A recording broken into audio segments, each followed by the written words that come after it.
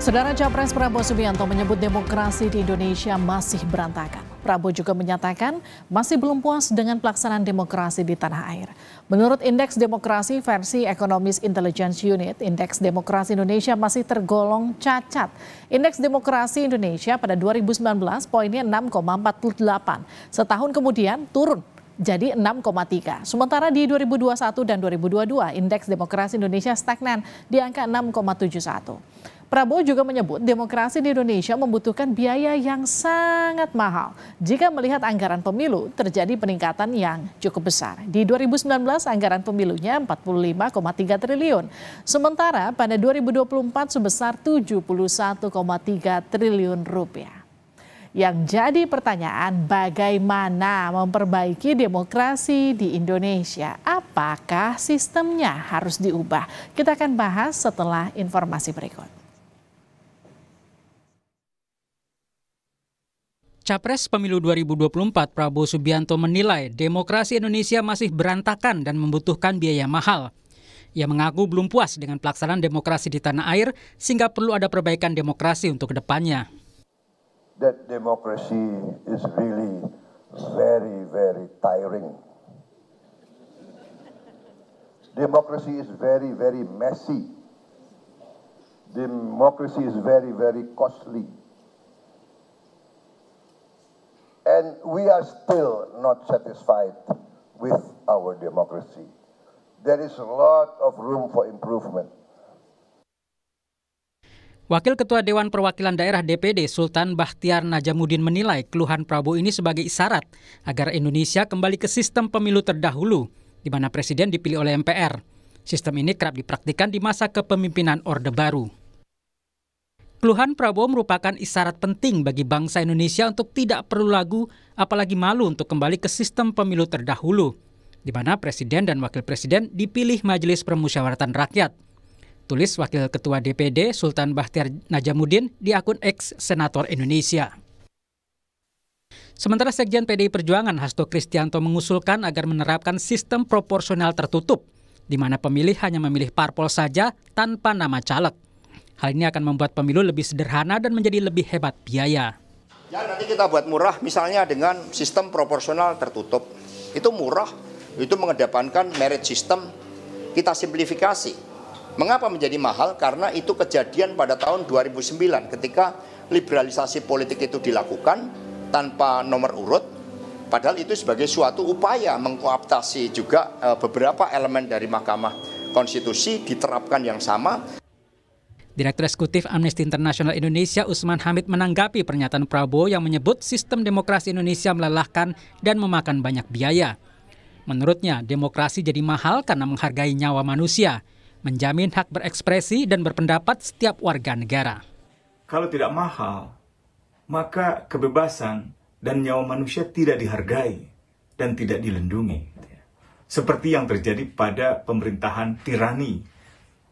Demokrasi menghargai hak warga untuk berekspresi, termasuk menyatakan pendapatnya. Berserikat bagi buruh untuk mendapatkan upah yang lebih baik bagi keluarganya, bagi petani juga begitu. Beroposisi bagi partai politik misalnya. Sementara pengamat hukum tata negara Ferry Amsari menilai sistem proporsional tertutup yang diusulkan PDIP belum tentu cocok membangun relasi antara pemilih dan parpol. Apakah sistem proporsional tertutup itu cocok dalam rangka membangun relasi antara pemilih, partai, dan program kerja bernegara. Pemilu makin mahal bisa terlihat dari terus naiknya anggaran pemilu yang digelontorkan pemerintah. Jika melihat anggaran pemilu terjadi peningkatan yang cukup besar. Pada 2019, anggaran pemilu mencapai 45,3 triliun rupiah. Sementara pada 2024 sebesar 71,3 triliun rupiah.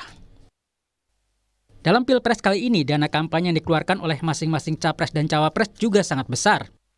Pasangan Anies Muhaimin menerima dana kampanye sebesar 49,341 miliar rupiah, sementara pengeluarannya mencapai 49,340 miliar rupiah. Sementara pasangan Prabowo Gibran menerima dana kampanye hingga 208,2 miliar rupiah dan pengeluarannya mencapai 207,57 miliar rupiah. Sedangkan pasangan Ganjar Mahfud menerima dana kampanye sebesar Rp506,894 miliar, sedangkan pengeluarannya mencapai Rp506,892 miliar. Untuk maju sebagai caleg pun perlu menyiapkan dana besar. Penelitian yang dilakukan LPM FEUI menunjukkan untuk maju sebagai anggota DPR RI perlu dana antara 1,15 sampai 4,5 miliar rupiah. Sementara untuk DPRD perlu menyiapkan dana antara 250 hingga 500 juta rupiah. Perlu ada cara mensiasati agar pemilu tidak semakin mahal, sambil tetap memperhatikan hak masyarakat untuk memberikan suara tidak hilang. Tim Liputan Kompas TV. Saudara Capres Prabowo mengatakan demokrasi di Indonesia masih berantakan dan membutuhkan biaya yang sangat mahal. Kemudian banyak usulan untuk mengubah sistem pemilu. Misalnya PDIP mengusulkan kembali ke sistem proporsional tertutup. Bagaimana mengupayakan pemilu yang murah dengan tetap memperhatikan hak-hak masyarakat untuk menggunakan hak suaranya. Kita akan bahas bersama Wakil Ketua Umum Partai Gerindra Habibur Rahman, ada juga politisi PDIP Ciko Hakim dan Direktur Eksekutif Amnesty International Indonesia Usman Hamid. Selamat malam Bang Habib, selamat malam Mas Ciko, dan kita juga masih menunggu Bang Usman untuk ikut bergabung bersama kami. Selamat malam. Selamat malam. Jadi saya ke Bang Habib dulu ya, Bang Habib. Jadi maksudnya demokrasi mahal, demokrasi melelahkan dan terkesan paling berantakan. Kurang lebih begitu kalimatnya Pak Prabowo. Jadi apa kemudian yang memantik Pak Prabowo menyatakan hal itu? Masih di mute tuh, Bib. Masih di mute itu Bang Habib, tolong di unmute. Iya, jangan dikutip sepotong-sepotong apa yang disampaikan Pak Prabowo ya, tapi ada lanjutannya bahwa meskipun demikian kita jangan berkecil hati ya dengan demokrasi kita. Artinya bukan secara umum berantakan, tapi memang mahal ya dan memang melelahkan. Tapi dalam konteks substansi saya pikir demokrasi kita dari tahun ke tahun, terutama dalam konteks pemilu mengalami perbaikan. Ya. Jadi kenapa mahal? Ya kita tahu sendiri ya.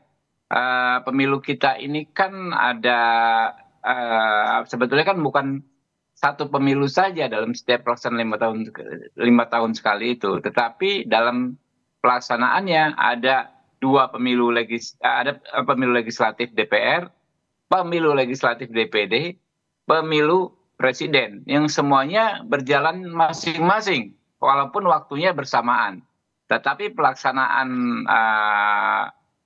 agenda, kemudian pelaksanaan berbagai macam formalitasnya masing-masing, termasuk penghitungan suaranya. Ya, sehingga akhirnya memang cost-nya menjadi triple, bukan double lagi, tiga lapis kan. Pemilu Pilpres biaya sendiri, pemilu Pileg biaya sendiri, pemilu DPD biaya sendiri. Nah, ini harga biaya resminya saja mahal yang ditanggung oleh negara melalui penyelenggara. Lebih lagi biaya yang ditanggung peserta pemilu. Nah, peserta pemilu ini kan ada presiden, ada partai, ada calon anggota legislatif berbagai tingkatan itu, RI, provinsi, kemudian kabupaten, kota, Baik. Nah, ini biayanya juga masing-masing, sehingga memang kalau pasti dahsyat sekali gitu. Nah, ini yang bilang Pak Prabowo sangat mahal dan sangat melelahkan ya. Saya karena memang kita ini kan baik, saya tangkap maksudnya Bang Habib. Mas Ciko, jadi kalau dibilang melelahkan, mahal, tapi kemudian kok langsung katakanlah responnya ke proporsional tertutup begitu. Kenapa begitu Pak Hasto?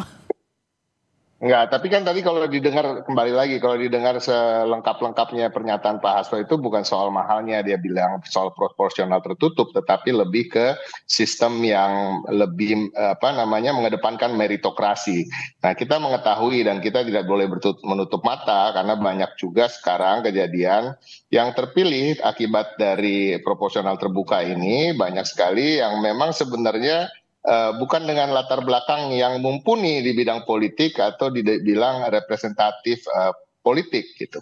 Tapi ini sebenarnya masih bisa diperbaiki juga. Nah, kita kan memberikan satu alternatif proporsional tertutup di mana nanti juga partai-partai politik akan memilih kader-kadernya yang terbaik dan memang siap untuk menjadi representasi dari masyarakat di DPR, MPR maupun di kabupaten sampai tingkat kota, provinsi dan RI. Tapi saya ingin gimana?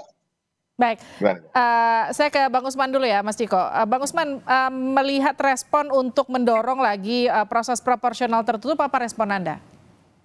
Ya, saya kira itu terlalu terburu-buru. Sebaiknya kita jalani yang ada dan kita evaluasi apa yang kurang. Betul sekali, secara finansial demokrasi kita memang sangat mahal. Apalagi kalau kita membandingkan dengan berbagai pengalaman negara lain, Indonesia barangkali menjadi satu di antara 3 negara dengan biaya pemilu yang sangat besar karena memang melibatkan ratusan juta orang untuk bisa berpartisipasi di dalam proses pemilu. Nah, dengan begitu salah satu pemilu terbesar di Indonesia, apalagi untuk one man one vote, mungkin Indonesia yang terbesar karena bukan hanya pemilihan presiden, tapi juga pemilihan DPR RI, DPRD, hingga dengan pemilihan di tingkat DPD.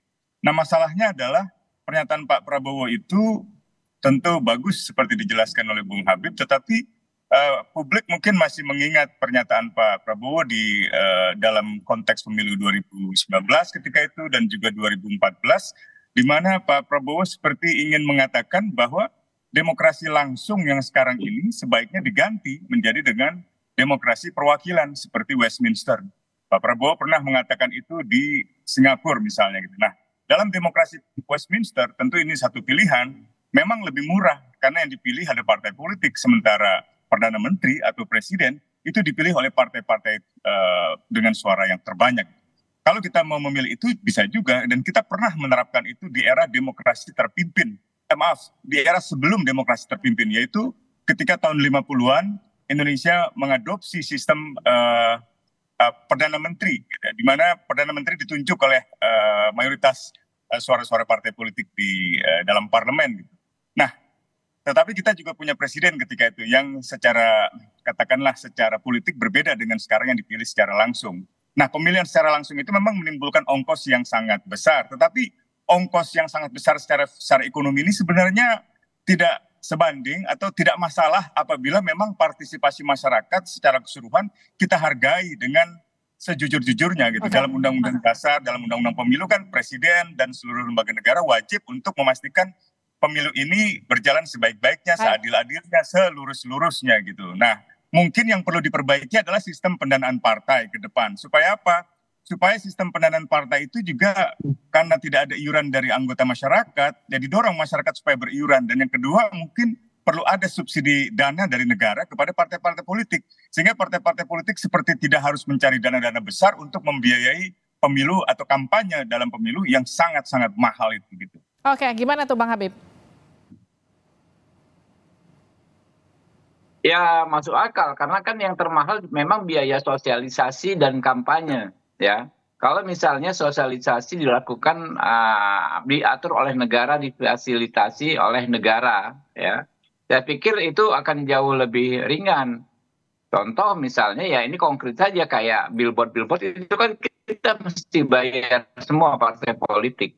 Apabila sebetulnya dengan satu kebijakan saja itu kan punya pemerintah billboard, ya. Pemerintah mensosialisasikan peserta pemilu, semua peserta pemilu melalui alat peraga yang ada. Saya pikir itu cost-nya lebih ringan. Tapi ini kan hal-hal teknis. Kita secara umum dulu seperti apa. Nanti menurut saya kan ini ada waktu cukup panjang sampai pemilu berikutnya yaitu 2029.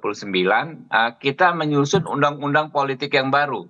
Bahkan menurut saya kalau bisa undang-undang politik yang baru itu disusun di akhir DPR periode ini, ya, atau di awal DPR periode mendatang, sehingga lepas dari konteks konflik dan peta politik. Jadi perumusan segala ketentuan detail teknis itu kita nggak baca peta politik, kita semata-mata mencari yang terbaik untuk bangsa kita. Sebab kalau sudah terlalu dekat dengan pemilu yang akan datang, hitung-hitungannya nggak ilmiah lagi. Hitung-hitungannya adalah kepentingan masing-masing fraksi-fraksi yang ada di DPR. Nah, menurut saya itu, jadi usulan baik dari Pak Usman, dari teman-teman Pak Ciko, dari Pak Hasto, banyak yang baik-baik ya. Dan kita nggak harus mengkotak-kotakan sistem apa yang kita pegang lalu strict itu bulat-bulat kita adopsi. Nggak harus begitu. Kita sebagai bangsa besar bisa membuat ya sistem yang sesuai dengan diri kita sendiri. Oke. Itulah pentingnya pembahasan undang-undang pemilu di akhir periode ini atau di awal periode yang akan datang. Baik, otak-atik sistem pemilu Mas Ciko.